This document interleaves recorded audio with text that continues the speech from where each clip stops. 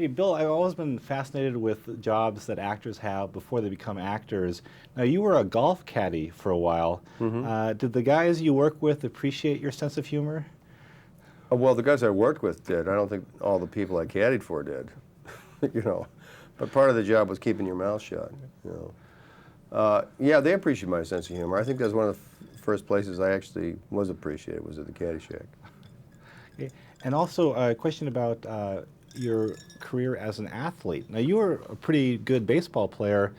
Did you have to struggle with whether or not you wanted to go for it, to go to the minor leagues and try to go for a pro career? Uh, yeah, it was a deep struggle. It was a deep struggle. All I know is I got hit in the head by a batting machine this spring and almost killed.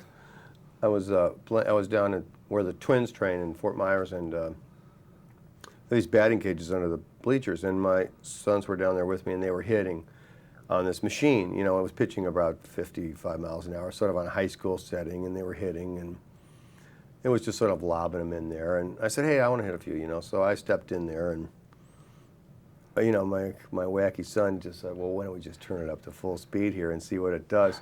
So he turns up to 95, and the first time it comes out, it's not recalibrated, so the ball can go anywhere. You know, it's not really in the strike zone anymore. So I just stood in there about 10 feet closer than a regular home plate, because it was just like slow pitching kind of thing. And it hit me right in the head, right here. And my other son had just said, hey, you want to be Roberto Kelly? And he handed me a batting helmet. They hadn't even been wearing helmets.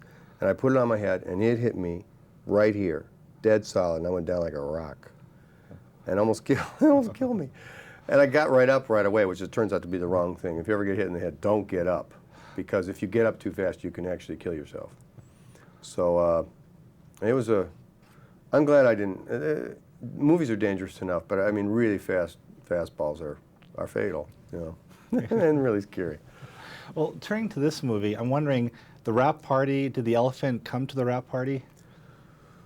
I can't remember where the wrap party was, where the heck we were. Well, the elephant was eating. It was always a party for the elephant. The elephant was really loving it. The elephant had a good time.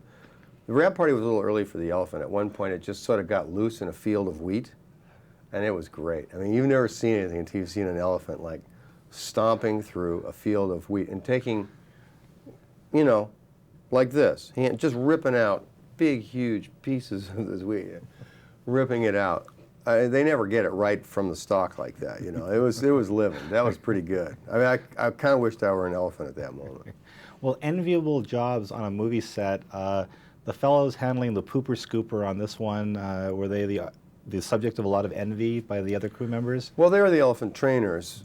The elephant trainers are like nurses, you know, in a way, and that their lifestyle is such that they serve and take care of these animals so much that it becomes it's not like any kind of laughter. You just can't believe that someone can serve like that, you know. I mean, it's just amazing. I think everyone, the first time you see it, you kind of go, glad I don't have that job. And by the time it's over, you go, I could never do that job. I could never work as hard as they work or be as devoted as they are. They are really impressive.